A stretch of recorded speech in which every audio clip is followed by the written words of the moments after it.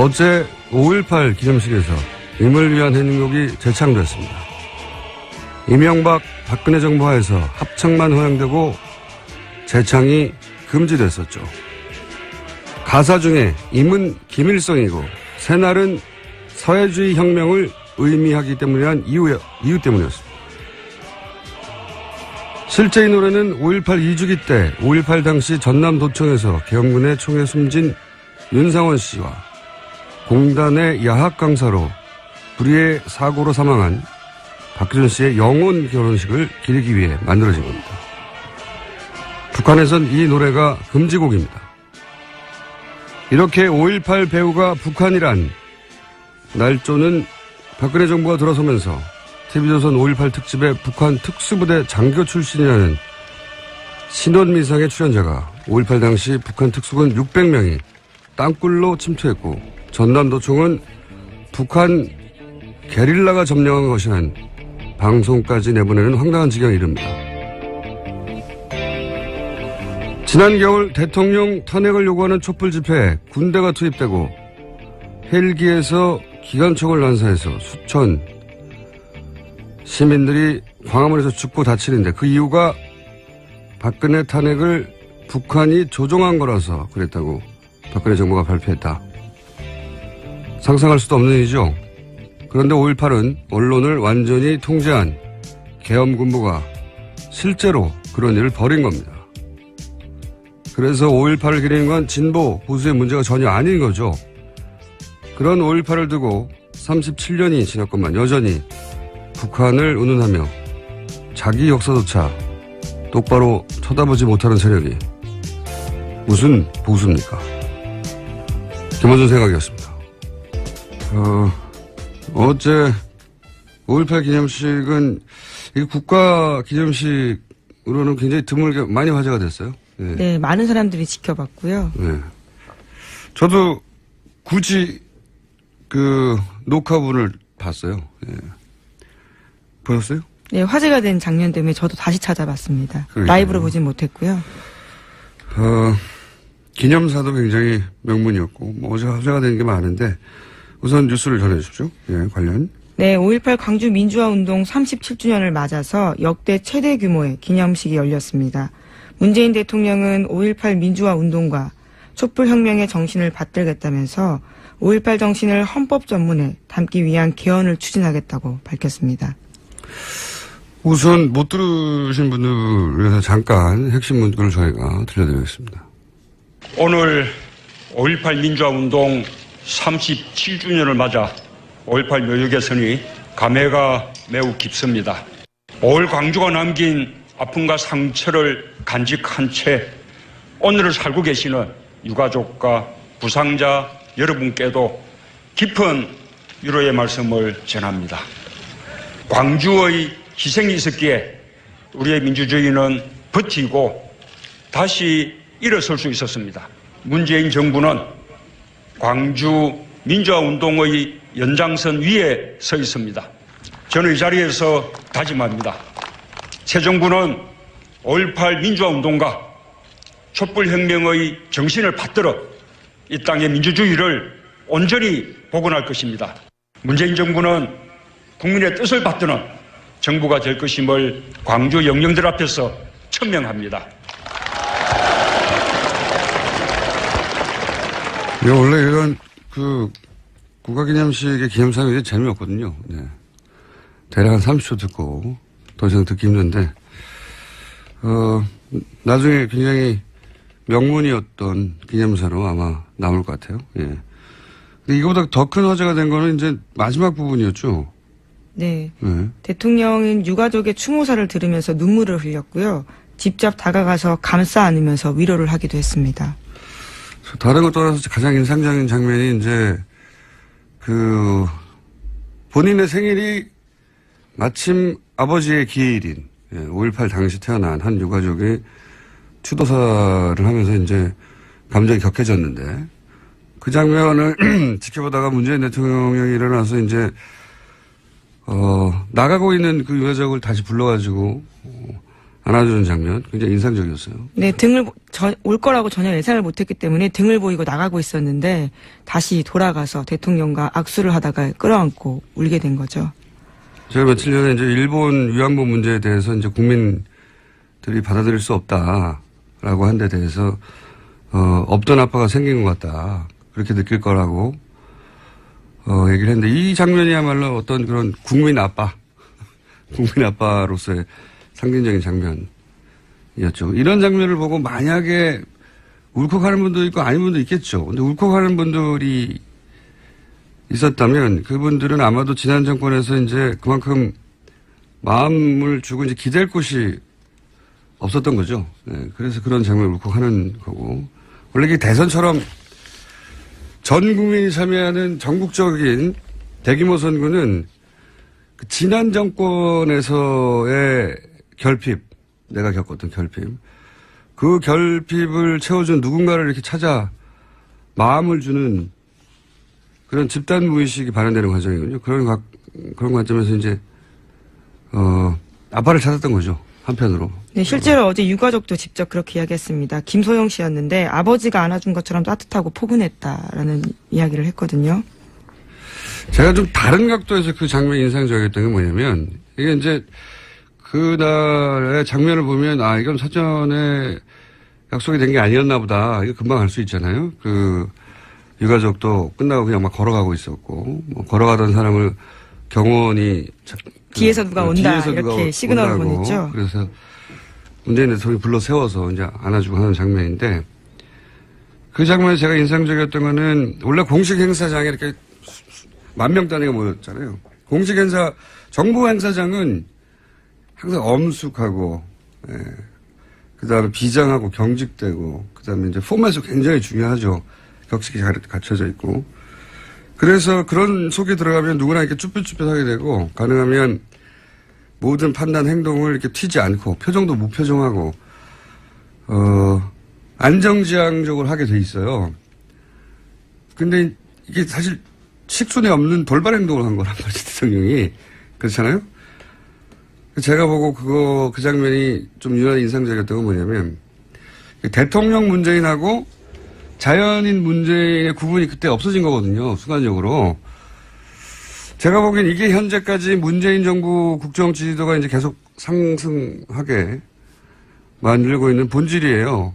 뭐냐면은 자연인으로서 문재인 품성과 품성이 이제 대통령으로서 요구되는 여러 가지 상징적 자질이 있잖아요. 그런 품성이 그런 대통령으로서 요구되는 자질로 막 드러나는 거죠. 그때 사람들 마음이 움직이는 거고 울컥하게 되는 건데 그렇기 때문에 제가 보기에는 야당이 이런 식으로 문재인 정부가 계속 가면 문재인 정부를 상대로 싸우기가 쉽지 않다. 마음을 너무 뺏어가고 있어요 지금. 예. 그런 자연인 문재인과 대통령 문재인이 합쳐서 만들어지는 여하간 인상적인. 네, 자기가 서 있는 자리에서 무엇을 해야 하는지 가장 잘 아는 모습으로 보였습니다. 근데 그게 이제 보통은 이제 대통령이라고 하는 자리에서 이런 큰 행사를 가면 사전 각본에 대해서 움직이는데 그게 없다는 거죠. 예. 그래서 문재인 대통령 상대하기 좀 어렵겠다 야당이 그런 생각이 듭니다. 자, 하여튼 못 보신 분들은 영상을 보시면 인상적인 장면이 좀 나옵니다. 다음 뉴스는요. 네, 이른바 돈봉투 만찬과 관련해서 이영렬 서울중앙지검장과 안태근 법무부 검찰국장에 대한 대대적인 감찰이 시작됐습니다. 어제 이 두 사람은 사의를 표명했는데요. 청와대에서 받아들이지 않았습니다. 징계 여부가 확정돼야지만 받겠다라는 겁니다. 그렇군요. 원래 이제 공직자들이 사표를 내버리면 징계를 할 수 없잖아요. 일종의 꼼수 사표가 되는 거죠. 민간인이 되니까. 근데 공직에 있을 때 그러니까 원래 사표를 못 내게 하죠, 그래가지고. 예. 이게 징계 수에 따라서 많은 게 바뀌거든요. 뭐, 연금을 받냐, 못 받냐부터 시작해서. 그래서 사표를 수리하지 않은 거고요, 일부러. 관련 뉴스가 또 있습니까? 네, 이와 관련해서 검찰이 조직적으로 반발하고 있다라는 서울신문 아침 보도도 있는데요. 관련해서 우려와 불만의 목소리를 전달하고 있습니다. 지방의 한 부장검사는 자기 지갑 털어서 수사하는 검사들에게 법무부 간부가 수사비를 보전해 준 것은 감찰하고 그것을 대통령이 지시한다라는 것은 수사 현장을 몰라도 너무 모르는 조치다라고 토로했다고 하고요. 또 검사당 출신한 변호사는 대통령이 오히려 검찰의 사기를 꺾고 있다면서 지금 누가 책임지고 일을 하겠냐. 대통령이 자연스럽게 검찰청 조직해서 힘을 실어주면 오히려 컨트롤이 될 거다. 이런 식의 주장도 했다는 겁니다. 뭐 검찰은 항상 이랬어요. 예, 뭔가 본인들을 향한 정부 차원의 정권 초기에 압박이 있으면은 반발이 있었죠. 그래서 정권은 그렇게 혼내기보다는 달래는 식으로 초반에 관계를 설정해서 말 잘 듣게 만드는 방식이었는데 지금은 이제 그럴 수가 없는 거거든요. 근데 이렇게 반발해주면 사람들이 검찰에 가지는 지금 이미지와 인상이 있잖아요. 가장 개혁 대상 1호이죠. 그러니까 여론조사를 해도 개혁대상 1호예요 항상. 최근 여론조사에는. 검찰이 이렇게 나서주면 사람들이 또 열받게 되고 그러면은 검찰개혁에 대한 국정동력은 더 올라가고 요정이죠. 대통령이 수사 현장 너무 모른다라는 이야기는 정말 그러니까 심하다라는 생각이 드는데요. 이게 국정 동력을 유지시켜주고 이렇게 상승시켜주는 제가 보기엔 검찰 내 요정들이다. 시킨 게 아닌가. 개혁 요정인가요? 청와대에서 시킨 게 아닌가 싶은 생각이 들 정도로. 이게 도움이 안 되는데 왜 이러는지 모르겠어요. 자, 다음 뉴스는요. 네, 미 국방부가 문재인 정부 출범 이후에 처음으로 사드 재협상 문제 언급했습니다. 제프 데이비스 대변인은 외신 기자 상대로 한 비공개 브리핑에서 미국은 한국의 손님으로 가 있는 것이다 라는 이야기를 한 건데요. 미국이 한국 정부와 사드 배치 혹은 배치에 따른 비용 문제에 대해 다시 논의할 수 있음을 인정한 겁니다. 이건 뭐 원래 대선 전에 미국 행정부 정부 입장이었죠. 예. 새로운 정부하고 논의해야 한다. 근데 이제 돈은 더 내라. 뭐 이런 식의 압박이 있었는데 이제 새로운 정부가 들어섰으니까 재논의를 하겠다고 생각할 수밖에 없죠. 미국도. 한국이 미국 땅이 아니니까요. 예. 거기에 미국의 물건이 가 있으니까 그래서 이제 한국의 손님으로 가 있다고 하는 거잖아요. 사드에 대해서. 여러 가지 형태의 재논의가 시작되겠죠. 예. 여기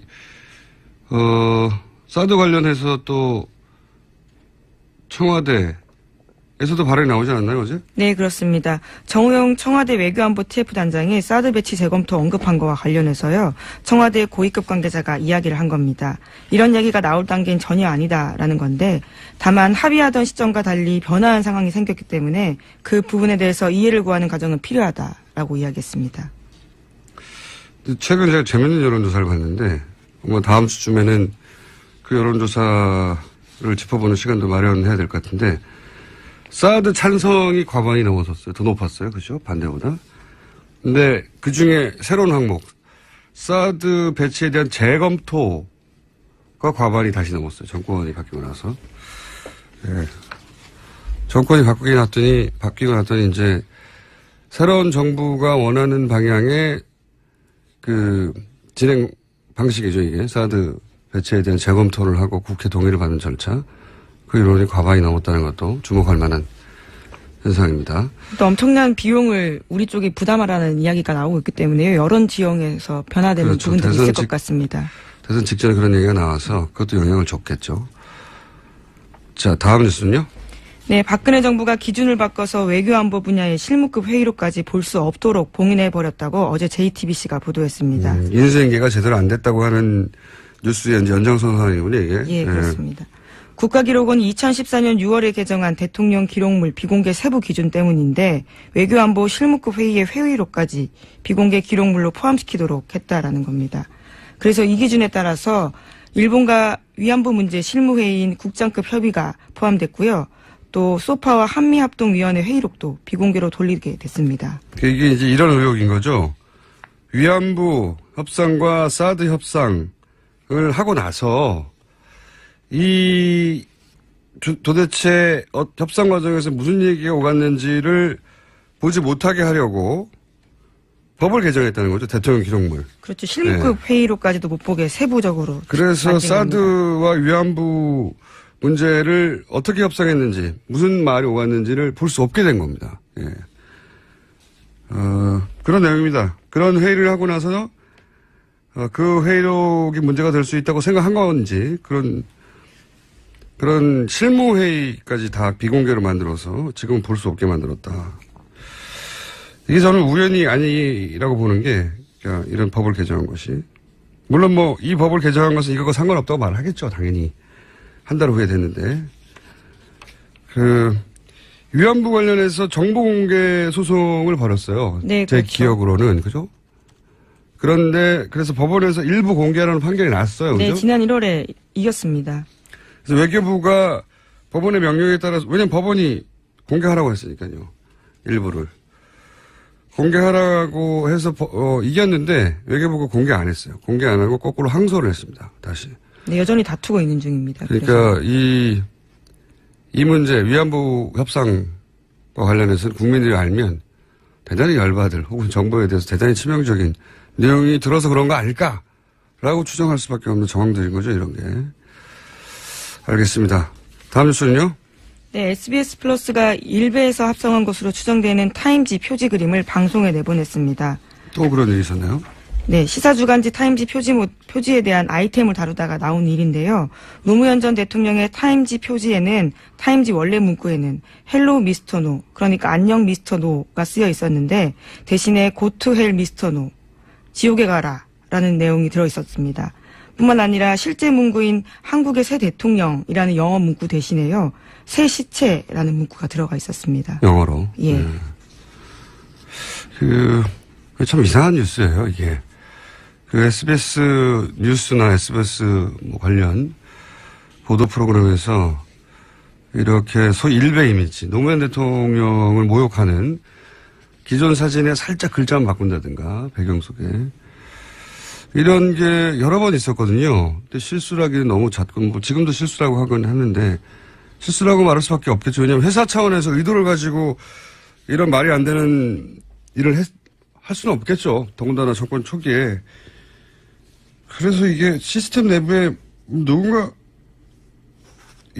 여기에 접근할 수 있는 사람이 장난하는 거 아닌가 이런 생각을 가질 수밖에 없는데 또 이런 뉴스가 나왔네요. 네. 네, 청와대에서조차도 엄중하게 조치를 해달라고 공식적으로 요청했습니다. 이건 뭐 실수라고 생각이 너무 잦으니까 그리고 반복되니까 SBS만 그런 건 아니에요. 예, MBC 뉴스에서도 그런 식의 장난들이 등장한 적이 있지만 가장 자주 SBS에서 등장해서 이상한 얘기를 합니다. 이건 실수는 아닌 것 같아요.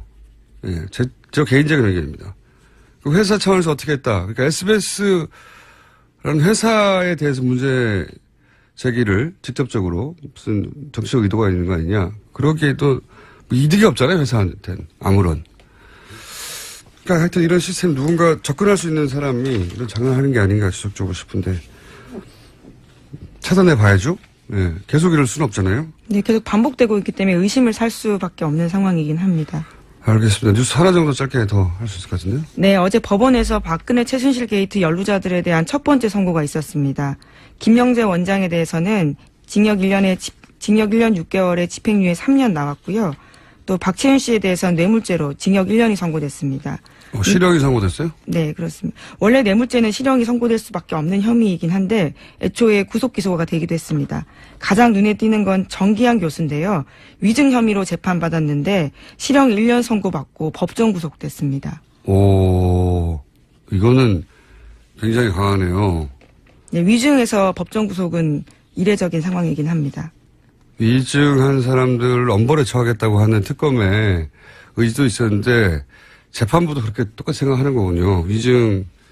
다른 거 없이 위증 혐의 하나였지 않나요? 예, 다른 위증한 이임순 교수도 있긴 했었는데 거기는 재판 과정에서 반성한다라는 취지의 이야기들을 여러 차례 해서 집행유예가 나왔습니다. 그런데 정기한 교수는 반성의 기미가 보이지 않는다면서 재판부가 그렇게 판단한 겁니다. 위증으로 실형 1년 산 케이스가 과거에는 없었던 것 같은데요. 눈에 띕니다. 네. 엄벌에 처하겠다는 위증하지 말라는 얘기네요, 앞으로. 네. 그리고 짧게 특검이 지명됐어요. 미국에서. 네. 굉장히 익숙한 장면들이 자꾸 나오고 있습니다.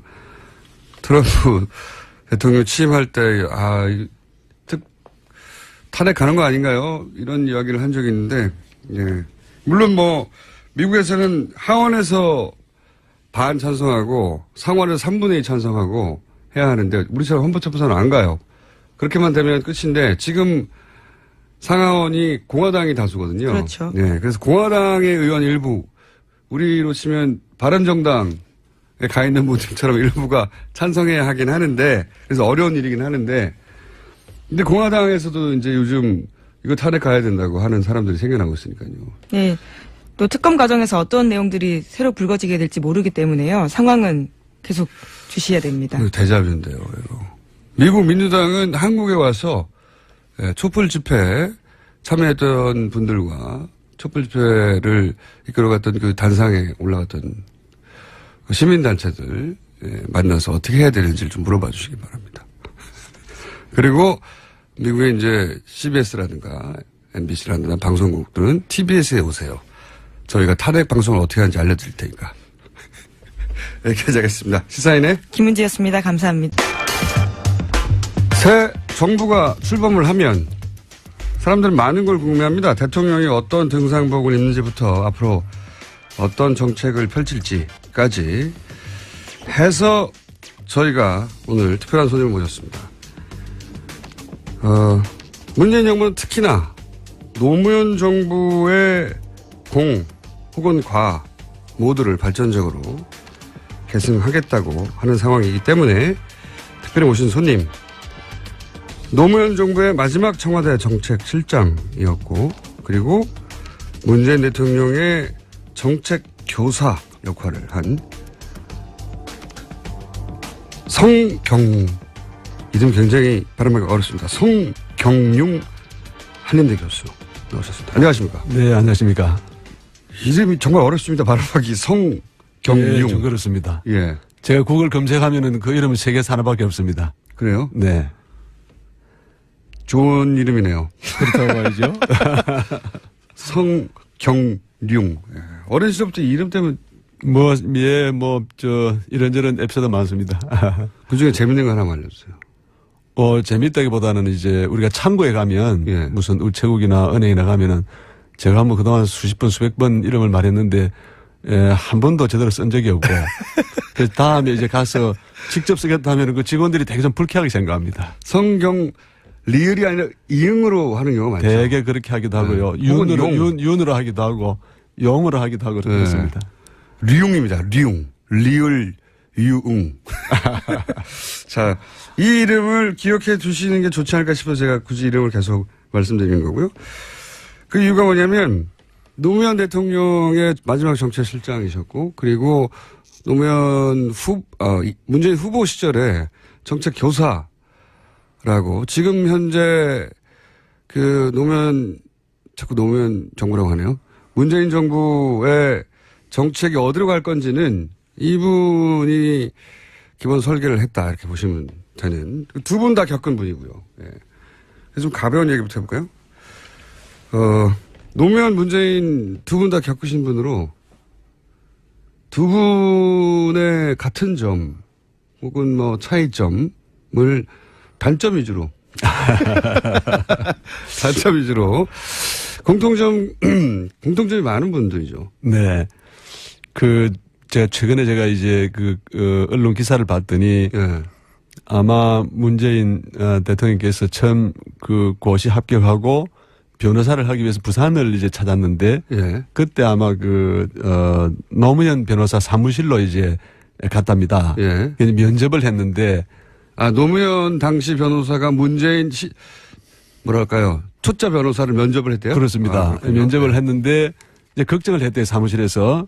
지금 이렇게 경제적으로 넉넉한 사무실이 아니기 때문에 네. 이렇게 아주 우수한 변호사가 와서 여기서 차석이었을까? 그렇습니다. 예.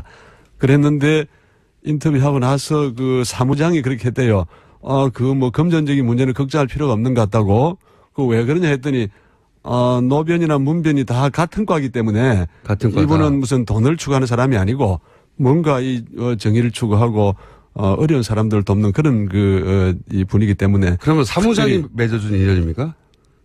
그렇지 않겠죠. 그거야 이제 다른 분 소개를 받고 해서 이제 오셨는데, 사무장이 저는 아주 그 두 분을 잘 봤다고 봅니다. 제가 볼 때도, 여러 가지 이제 공통점을 말할 수 있는데, 이분들은 두 분 다 이제 굉장히 어려운 그 가정 환경에 자랐는데, 자라면서 약자들의 어떤, 어려움, 고통, 한이런 걸 아주 뭐 본인 스스로 다 체험하셨고, 성장하는 과정에서 어려운 가정에서 자란 사람들은 사람이 우수하면은 대개 자기가 거기서 탈출하려고 하지, 내가 그 속에 이런 이대에서 끝까지 내가 학생운동, 시민운동 또 정치 활동을 통해서 그분들이 어려운 사람들의 사정을 같이 풀려고 하는 경우가 드물지 않습니까? 저는 가장 두 분의 중요한 공통점이 두 분 다 어려웠고, 그런데 각자만 탈출해서 내가 잘 살겠다 하지 않은, 그래서 사적 존재에서 공적 존재로 성장하고 그것이 대통령이 되는, 저는 그런 과정을 거치지 않았나 생각합니다. 역시 뭔가 좀 다르게 설명하시네요. 그렇군요.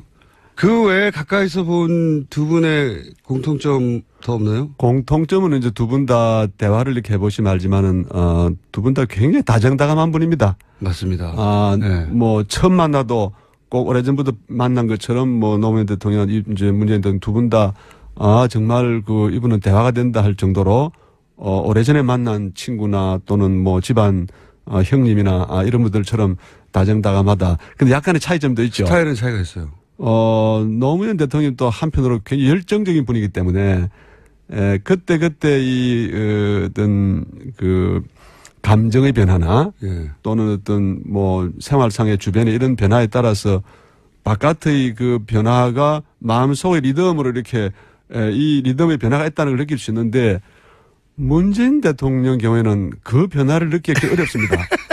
그래서 저는 예전에 같이 동의합니다. 같이 일할 때나 또 뭐 그 이후에도 이분은 마음속에 부처님이 계신가 그런 생각도 하고, 그래서 이제 한편으로는 이분이 혹시 명상 수련 같은 걸 늘 해서 명상 수련 감정의 변화가 밖에 드러나지 않게, 이 차이는 두 분한테 굉장히 큰 차이로 제가. 스타일이 굉장히 큰 차이가 있죠. 그렇습니다. 노무현 대통령은 본인의 감정을 주변에서 즉각 알 수 있지 않습니까? 네. 문재인 대통령은 감정의 변화가 없는 건지 참는 건지 아니면 마음이 고요한 건지 모르겠는데 무슨 기분인지 잘 몰라요.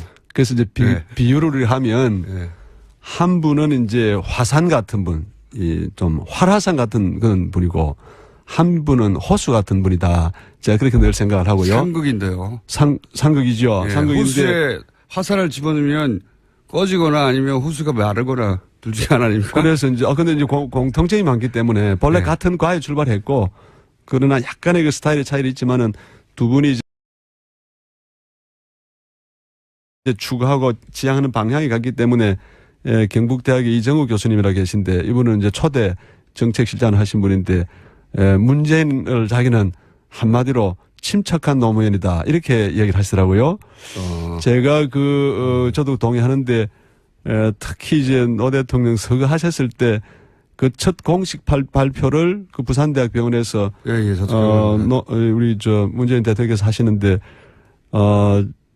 제가 그 장면은 너무나 슬픈 일이고 너무나 고통스러운 장면인데, 그분의 침착성을 제가 보고, 이야, 사람이 저 정도의 침착성에 도달할 수 있는가, 제가 그런 걸 느꼈고, 그때 제가 비로소, 그 전까지는 저는 그냥 뭐 그분은 비서실장 하시고 저는 이제 정책실장 했기 때문에 뭐 우리가 비슷한 일을 한다 이렇게 생각했는데, 이분은 우리나라의 어떤 그 운명을 짊어져도 될 수 있는 분이다. 제가 그때 그렇게 판단했습니다. 본인이 먼저 알아보셨다는 얘기군요. 뭐 그렇게 제가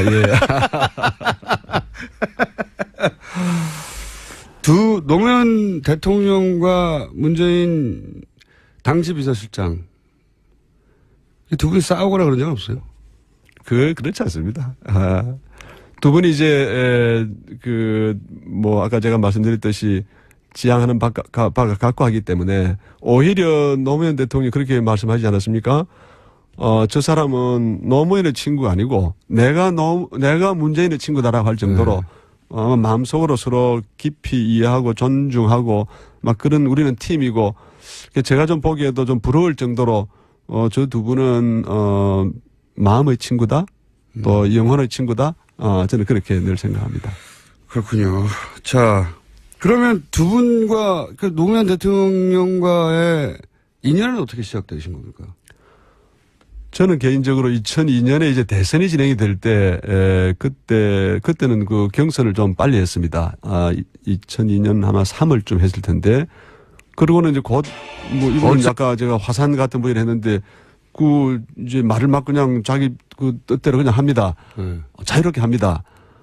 노무현에 대한 학자를 하시면 참 잘하실 분인데, 어떤 대중 정치인인데 말을 함부로 이렇게 막 때로는 하고 하니까, 이게 여론이 춤을 췄죠. 예. 그래서 2002년 6월쯤 되면은 한 14%, 15%의 지지율이 떨어지고 그때 이제 후단협 50% 이상 올라갔다가 확 떨어졌어요. 그렇습니다. 예. 후단협 이런 분들이 이제 우리 후보 할 수 없다고 해서 후단협이 만들어졌고. 예. 그래서 굉장히 그 당시에 위기 상황이었는데 그때 우리 학자들이 한 10여 분 이분을 도와드려야 된다. 위기 상황에서. 네. 이분은 공당의 그 공식 후보로 선출된 분인데 이런 분을 외면한다거나 이런 분이 나중에 한번 이렇게 대결해서 한 30% 정도라도 이렇게 얻고 저야 다음을 기약할 수 있지 이런 상태로는 우리가 안 된다 해서 그때 마치 좀 독립운동하는 기분으로 참여했습니다. 가장 어려울 때 합류하셨네요. 네. 그런 인연이 있고, 우리 문재인 대통령하고 인연은 우리가 이제 그해 11월쯤 돼서 이제 우리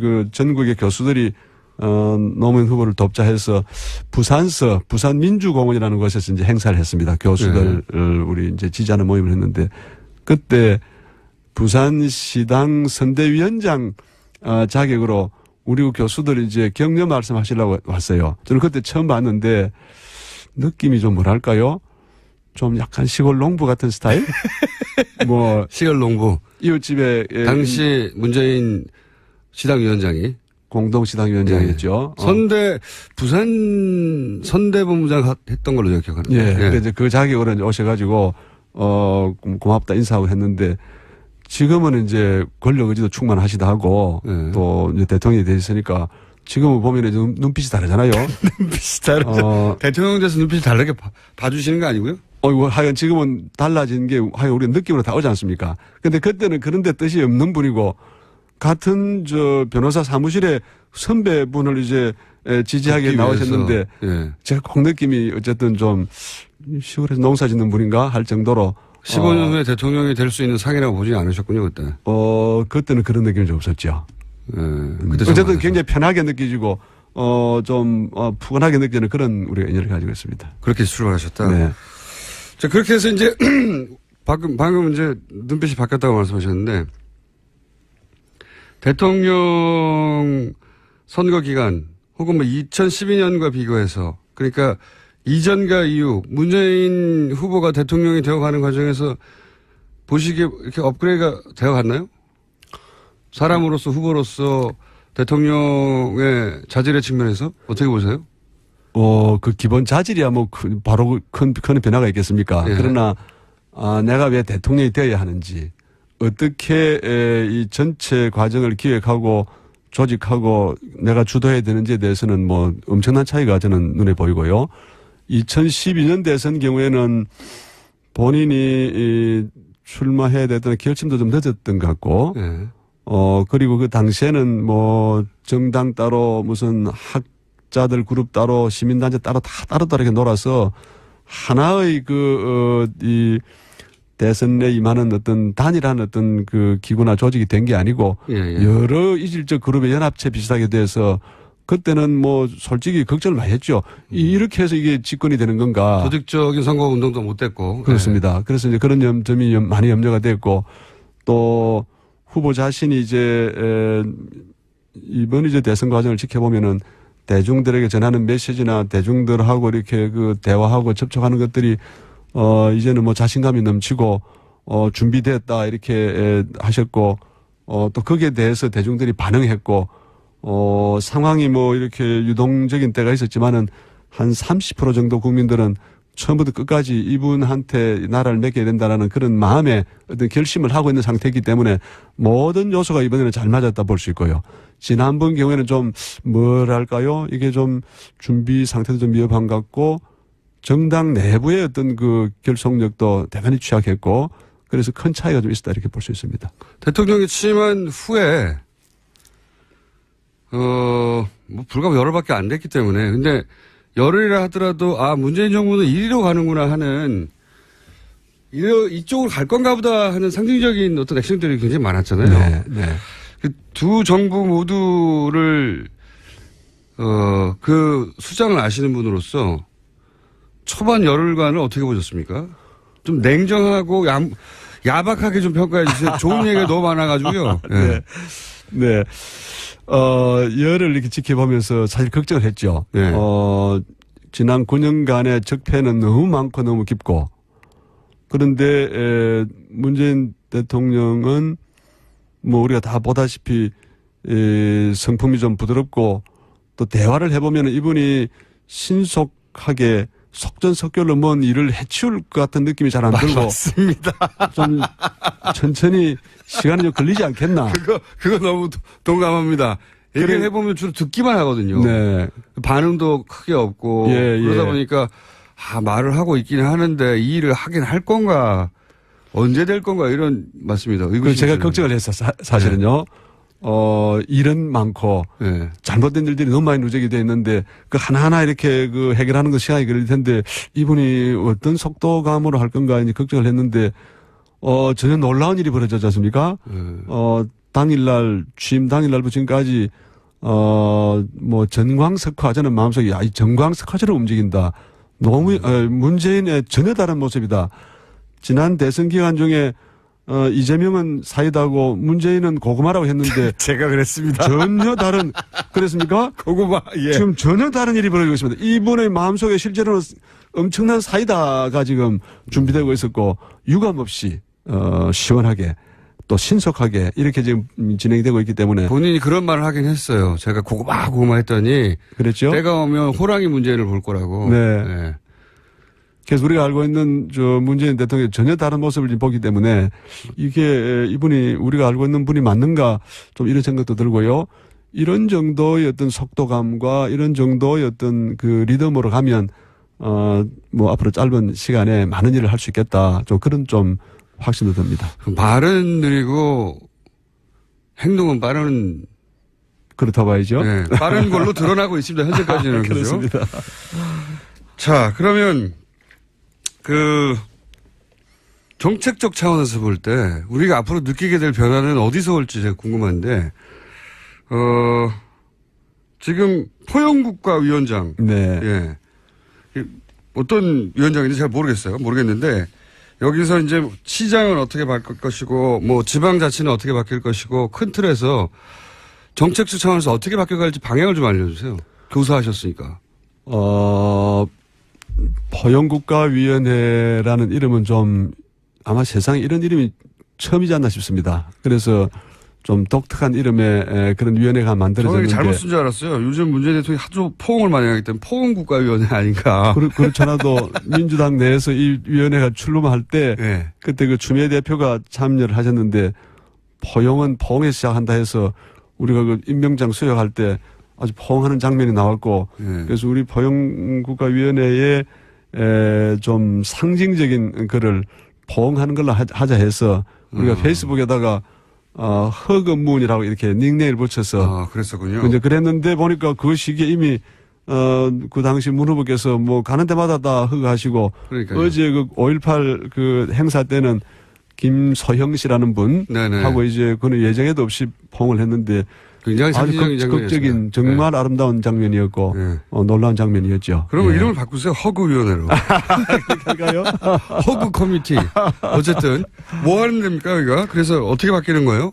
그래서 이제 저희가 그런 이름을 사용한 거는 우리 이제 역사적으로 민주주의가 발전하고 시장 경제가 발전해온 과정을 보면 소수가 지배하고 이게 소수가 독점하는 데서부터 다수가 정치에 참여하고 다수가 시장 경제의 주역으로 바뀌는 그런 흐름을 이제 점점. 지나왔는데 우리 이거를 포용성이 확대되는 과정을 보는 거죠.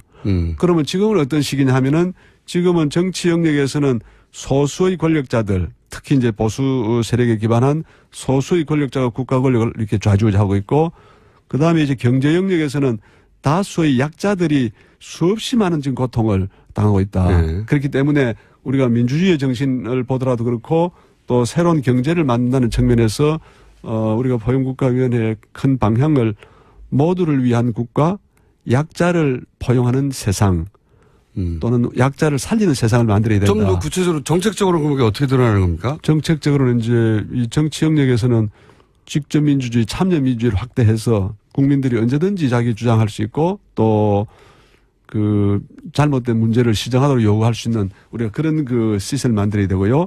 그게 구체적으로 어떤 거죠? 예전에 뭐 신문고 제도라든가 뭐 기타 여러 가지 형태로 그런 노력들을 안 한 건 아니잖아요?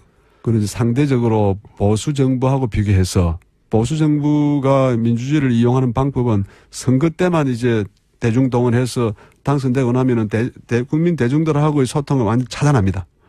그래서 소수의 그 권력자들이 자기들이 이제 밀실에서 이제 협상하고 해서 그렇기 때문에 어떤 정치 권력이 들어서느냐에 따라서 민주주의가 개방적, 포용적으로 활용될 수도 있고 폐쇄적으로 갈 수도 있는데 지금은 지난 한 9년 동안 대단히 이 민주주의 영역, 정치 영역이 폐쇄적으로 됐고 소수 권력자 집단들이 이거를 좌지우지했기 때문에 탄핵 사태 같은 게 오지 않았겠습니까? 그래서 이제 최대한 국민들의 참여를 확대하는데 그 방법으로서는 뭐 예를 들어 직접 민주주의를 더 이제 뭐 국민 투표라든지 국민 제안이라든지 이런 걸 더 확대해야 되는 건 물론이고 소환제도라든지 이 사이버 인터넷을 통해서 온라인을 통해서 다양한 제안이 이루어지고 또 그거를 정부나 정당에서 그거를 상시화해서 의견을 수렴하는 이런 방향으로 알겠습니다. 크게 열어야 되고요.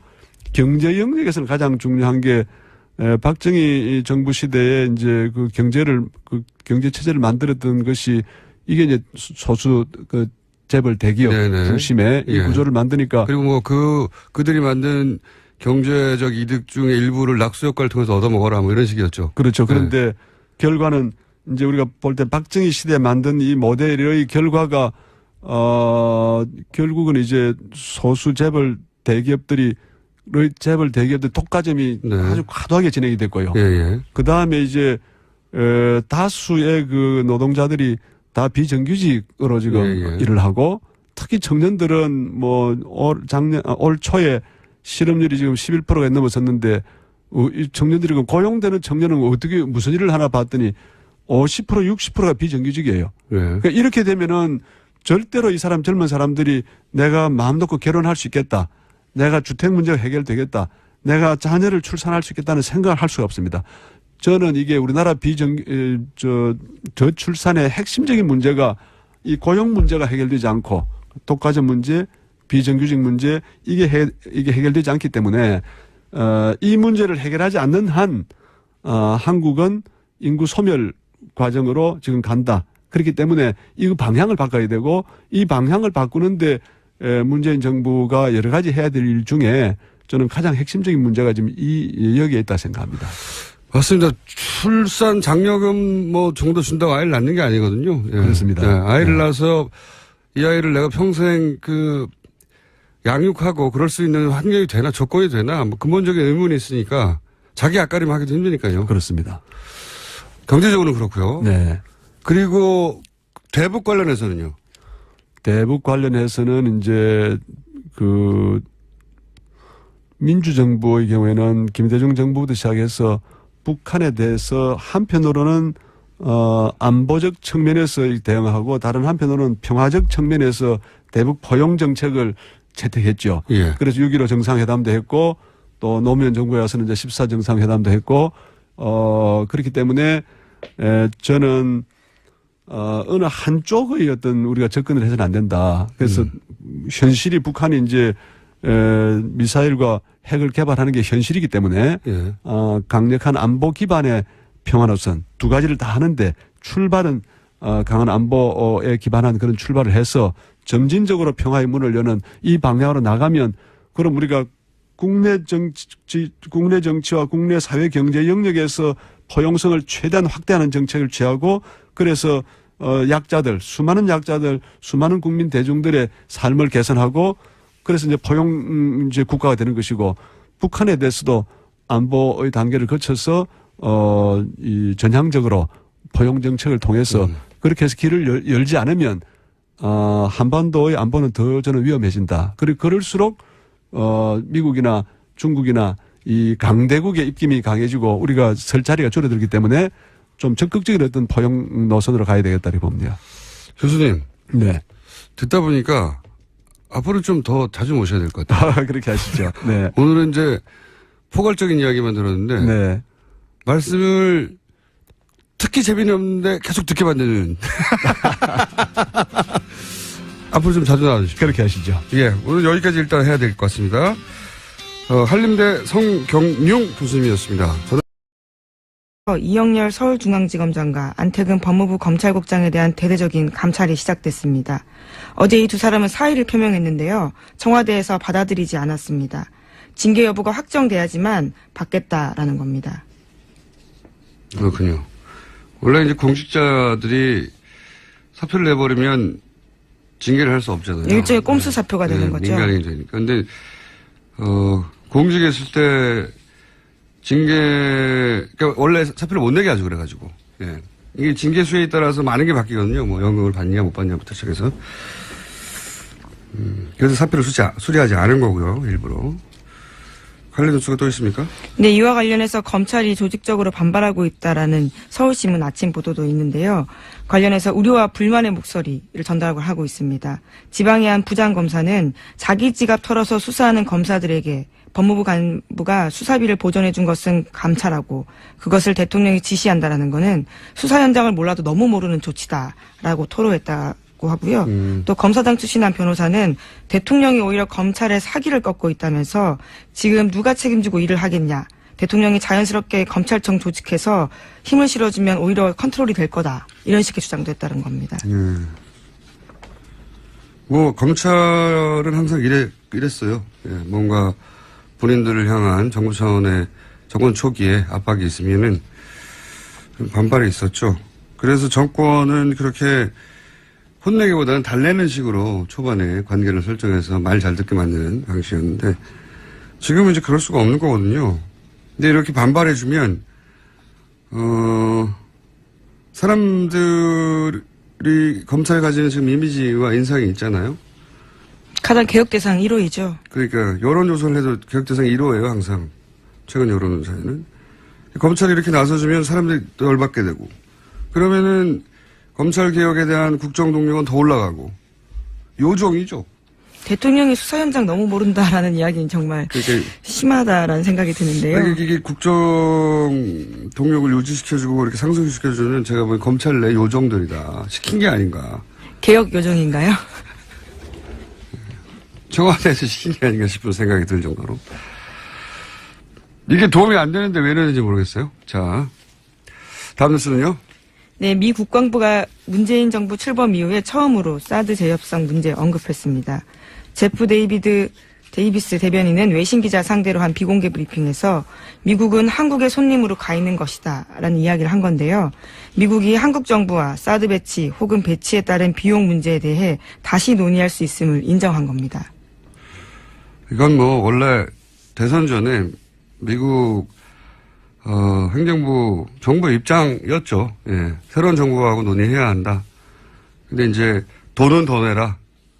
뭐 이런 식의 압박이 있었는데 이제 새로운 정부가 들어섰으니까 재논의를 하겠다고 생각할 수밖에 없죠. 미국도.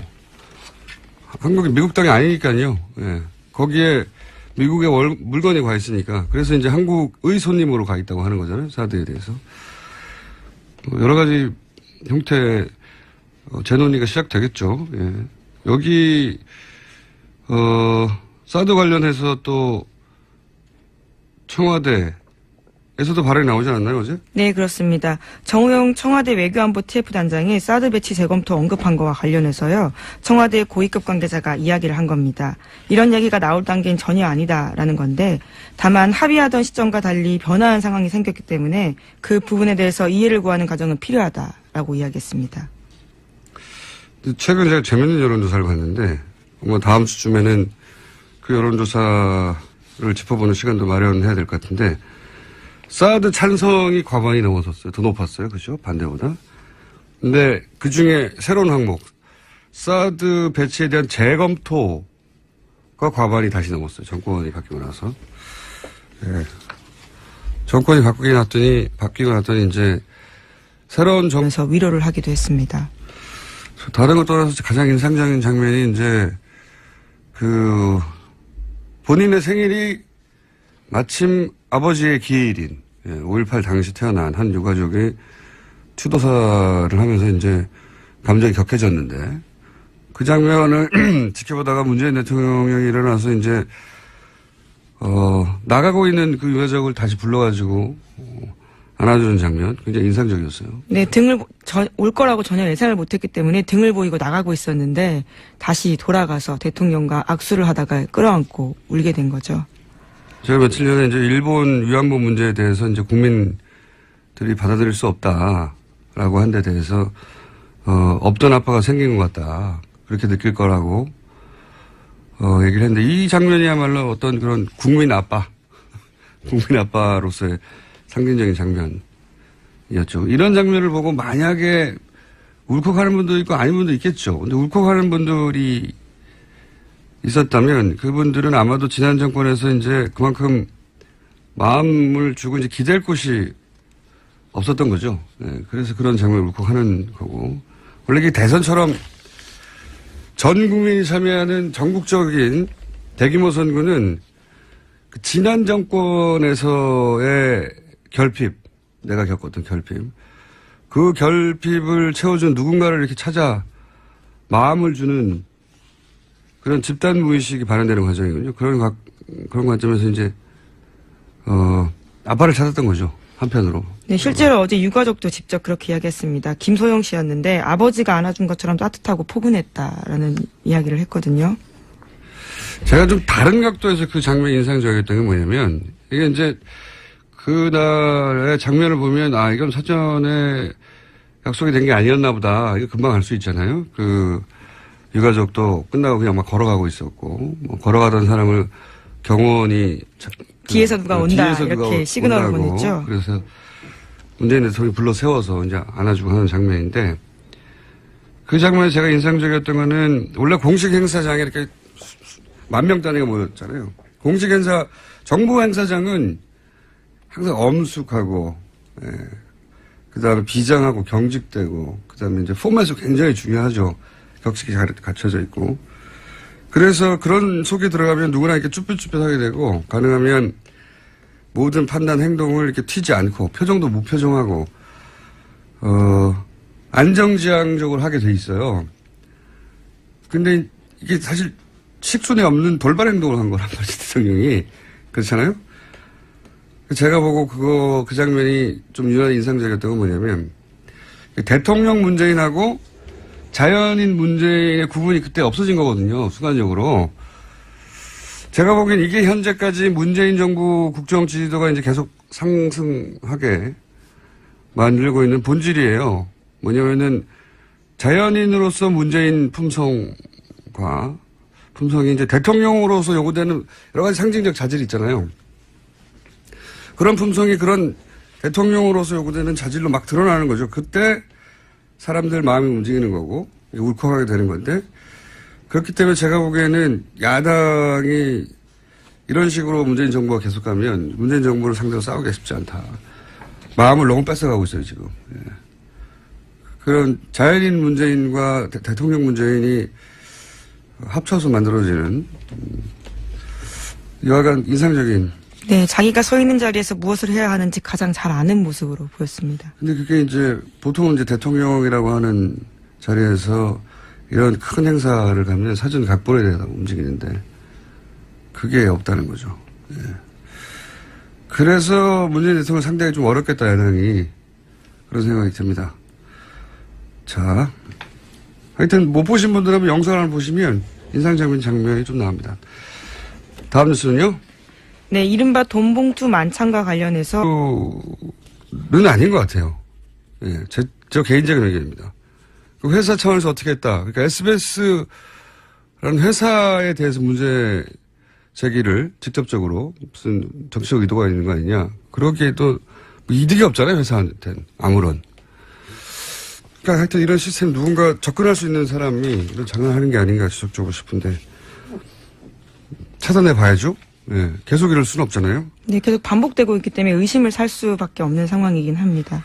알겠습니다. 뉴스 하나 정도 짧게 더 할 수 있을 것 같은데요. 네, 어제 법원에서 박근혜 최순실 게이트 연루자들에 대한 첫 번째 선고가 있었습니다. 김영재 원장에 대해서는 징역 1년 6개월에 집행유예 3년 나왔고요. 또 박채윤 씨에 대해서는 뇌물죄로 징역 1년이 선고됐습니다. 실형이 선고됐어요? 네, 그렇습니다. 원래 뇌물죄는 실형이 선고될 수밖에 없는 혐의이긴 한데 애초에 구속 기소가 되기도 했습니다. 가장 눈에 띄는 건 정기환 교수인데요. 위증 혐의로 재판받았는데 실형 1년 선고받고 법정 구속됐습니다. 오, 이거는 굉장히 강하네요. 네, 위증에서 법정 구속은 이례적인 상황이긴 합니다. 위증한 사람들을 엄벌에 처하겠다고 하는 특검에 의지도 있었는데 재판부도 그렇게 똑같이 생각하는 거군요. 위증, 다른 거 없이 위증 혐의 하나였지 않나요? 예, 다른 위증한 이임순 교수도 있긴 했었는데 거기는 재판 과정에서 반성한다라는 취지의 이야기들을 여러 차례 해서 집행유예가 나왔습니다. 그런데 정기환 교수는 반성의 기미가 보이지 않는다면서 재판부가 그렇게 판단한 겁니다. 위증으로 실형 1년 산 케이스가 과거에는 없었던 것 같은데요. 눈에 띕니다. 예. 엄벌에 처하겠다는 위증하지 말라는 얘기네요, 앞으로. 예. 그리고 짧게 특검이 지명됐어요, 미국에서. 네. 굉장히 익숙한 장면들이 자꾸 나오고 있습니다. 트럼프 대통령 취임할 때, 탄핵하는 거 아닌가요? 이런 이야기를 한 적이 있는데, 예. 물론 미국에서는 하원에서 반 찬성하고 상원에서 3분의 2 찬성하고 해야 하는데, 우리처럼 헌법재판소는 안 가요. 그렇게만 되면 끝인데, 지금 상하원이 공화당이 다수거든요. 그렇죠. 네, 그래서 공화당의 의원 일부, 우리로 치면 바른정당에 가 있는 분들처럼 일부가 찬성해야 하긴 하는데, 그래서 어려운 일이긴 하는데, 근데 공화당에서도 이제 요즘 이거 탄핵 가야 된다고 하는 사람들이 생겨나고 있으니까요. 네. 또 특검 과정에서 어떤 내용들이 새로 불거지게 될지 모르기 때문에요. 상황은 계속 주시해야 됩니다. 데자뷰인데요. 이거. 미국 민주당은 한국에 와서 촛불 집회에 참여했던 분들과 촛불 집회를 이끌어갔던 그 단상에 올라갔던 그 시민단체들 만나서 어떻게 해야 되는지를 좀 물어봐 주시기 바랍니다. 그리고 미국의 이제 CBS라든가 MBC라든가 방송국들은 TBS에 오세요. 저희가 탄핵 방송을 어떻게 하는지 알려드릴 테니까. 여기까지 하겠습니다. 시사인의 김은지였습니다. 감사합니다. 새 정부가 출범을 하면 사람들은 많은 걸 궁금해합니다. 대통령이 어떤 등산복을 입는지부터 앞으로 어떤 정책을 펼칠지까지 해서 저희가 오늘 특별한 손님을 모셨습니다. 문재인 정부는 특히나 노무현 정부의 공 혹은 과 모두를 발전적으로 계승하겠다고 하는 상황이기 때문에 특별히 모신 손님, 노무현 정부의 마지막 청와대 정책실장이었고, 그리고 문재인 대통령의 정책 교사 역할을 한 성경, 이름 굉장히 발음하기 어렵습니다. 성경융 한림대 교수 나오셨습니다. 안녕하십니까? 네, 안녕하십니까? 이름이 정말 어렵습니다. 발음하기. 성경융. 예, 좀 그렇습니다. 예. 제가 구글 검색하면은 그 이름은 세계에서 하나밖에 없습니다. 그래요? 네. 좋은 이름이네요. 그렇다고 말이죠. 성경융. 예. 어린 시절부터 이 이름 때문에 정부가 원하는 방향의 진행 방식이죠, 이게. 사드 배치에 대한 재검토를 하고 국회 동의를 받는 절차. 그 이론이 과반이 넘었다는 것도 주목할 만한 현상입니다. 또 엄청난 비용을 우리 쪽이 부담하라는 이야기가 나오고 있기 때문에요. 여론 지형에서 변화되는 그렇죠. 부분들이 있을 것 같습니다. 대선 직전에 그런 얘기가 나와서 그것도 영향을 줬겠죠. 자, 다음 뉴스는요? 네, 박근혜 정부가 기준을 바꿔서 외교안보 분야의 실무급 회의로까지 볼 수 없도록 봉인해버렸다고 어제 JTBC가 보도했습니다. 인수인계가 제대로 안 됐다고 하는 뉴스의 연장선상이군요, 이게. 예, 그렇습니다. 국가기록원이 2014년 6월에 개정한 대통령 기록물 비공개 세부 기준 때문인데 외교안보 실무급 회의의 회의록까지 비공개 기록물로 포함시키도록 했다라는 겁니다. 그래서 이 기준에 따라서 일본과 위안부 문제 실무회의인 국장급 협의가 포함됐고요. 또 소파와 한미합동위원회 회의록도 비공개로 돌리게 됐습니다. 이게 이제 이런 의혹인 거죠. 위안부 협상과 사드 협상을 하고 나서 도대체 협상 과정에서 무슨 얘기가 오갔는지를 보지 못하게 하려고 법을 개정했다는 거죠. 대통령 기록물. 그렇죠. 실무급 회의록까지도 못 보게 세부적으로. 그래서 만든 겁니다. 사드와 위안부 문제를 어떻게 협상했는지, 무슨 말이 오갔는지를 볼 수 없게 된 겁니다. 예. 그런 내용입니다. 그런 회의를 하고 나서 그 회의록이 문제가 될 수 있다고 생각한 건지 그런 실무회의까지 다 비공개로 만들어서 지금 볼 수 없게 만들었다. 이게 저는 우연이 아니라고 보는 게 이런 법을 개정한 것이. 물론 이 법을 개정한 것은 이거와 상관없다고 말하겠죠. 당연히. 한 달 후에 됐는데. 위안부 관련해서 정보 공개 소송을 벌였어요. 네, 제 그렇죠. 기억으로는. 그죠? 그런데 그래서 법원에서 일부 공개하라는 판결이 났어요. 네, 그죠? 지난 1월에 이겼습니다. 그래서 외교부가 법원의 명령에 따라서, 왜냐면 법원이 공개하라고 했으니까요. 일부를. 공개하라고 해서 이겼는데 외교부가 공개 안 했어요. 공개 안 하고 거꾸로 항소를 했습니다. 다시. 네, 여전히 다투고 있는 중입니다. 그러니까 이 문제 위안부 협상과 관련해서 국민들이 알면 대단히 열받을 혹은 정부에 대해서 대단히 치명적인 내용이 들어서 그런 거 아닐까라고 추정할 수밖에 없는 정황들인 거죠. 이런 게. 알겠습니다. 다음 뉴스는요.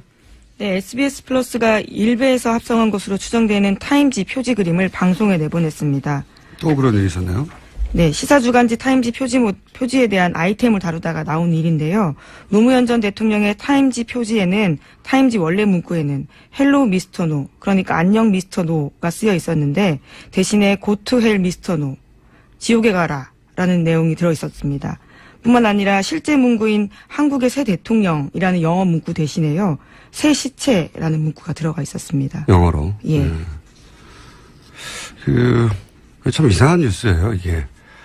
SBS 뉴스나 SBS 관련 보도 프로그램에서 이렇게 소위 일베 이미지, 노무현 대통령을 모욕하는 기존 사진에 살짝 글자만 바꾼다든가, 배경 속에. 이런 게 여러 번 있었거든요. 근데 실수라기는 너무 잦고, 지금도 실수라고 하긴 하는데, 실수라고 말할 수밖에 없겠죠. 왜냐하면 회사 차원에서 의도를 가지고 이런 말이 안 되는 일을 할 수는 없겠죠. 더군다나 정권 초기에. 그래서 이게 시스템 내부에 누군가 여기에 접근할 수 있는 사람이 장난하는 거 아닌가 이런 생각을 가질 수밖에 없는데 또 이런 뉴스가 나왔네요. 네. 네, 청와대에서조차도 엄중하게 조치를 해달라고 공식적으로 요청했습니다. 이건 실수라고 생각이 너무 잦으니까 그리고 반복되니까 SBS만 그런 건 아니에요. 예, MBC 뉴스에서도 그런 식의 장난들이 등장한 적이 있지만 가장 자주 SBS에서 등장해서 이상한 얘기를 합니다. 이건 실수. 어제 5.18 기념식에서 임을 위한 행복이 재창됐습니다. 이명박 박근혜 정부 하에서 합창만 허용되고 재창이 금지됐었죠. 가사 중에 임은 김일성이고 새날은 사회주의 혁명을 의미하기 때문이란 이유 때문이었습니다. 실제 이 노래는 5.18 2주기 때 5.18 당시 전남도청에서 계엄군의 총에 숨진 윤상원 씨와 공단의 야학 강사로 불의의 사고로 사망한 박규준 씨의 영혼 결혼식을 기리기 위해 만들어진 겁니다. 북한에선 이 노래가 금지곡입니다. 이렇게 5.18 배우가 북한이란 날조는 박근혜 정부가 들어서면서 TV조선 5.18 특집에 북한 특수부대 장교 출신이라는 신원미상의 출연자가 5.18 당시 북한 특수군 600명이 땅굴로 침투했고 전남도청은 북한 게릴라가 점령한 것이란 방송까지 내보내는 황당한 지경에 이릅니다. 지난 겨울 대통령 탄핵을 요구하는 촛불 집회에 군대가 투입되고 헬기에서 기관총을 난사해서 수천 시민들이 광화문에서 죽고 다치는데 그 이유가 박근혜 탄핵을 북한이 조종한 거라서 그랬다고 박근혜 정부가 발표했다. 상상할 수도 없는 일이죠. 그런데 5.18은 언론을 완전히 통제한 계엄군부가 실제로 그런 일을 벌인 겁니다. 그래서 5.18을 기리는 건 진보, 보수의 문제가 전혀 아닌 거죠. 그런 5.18을 두고 37년이 지났건만 여전히 북한을 운운하며 자기 역사조차 똑바로 쳐다보지 못하는 세력이 무슨 보수입니까? 김원준 생각이었습니다. 어제 5.18 기념식은 이 국가 기념식으로는 굉장히 드물게 많이 화제가 됐어요. 네. 네, 많은 사람들이 지켜봤고요. 네. 저도 굳이 그 녹화분을 봤어요. 예. 보셨어요? 네, 화제가 된 장면 때문에 저도 다시 찾아봤습니다. 그러니까요. 라이브로 보진 못했고요.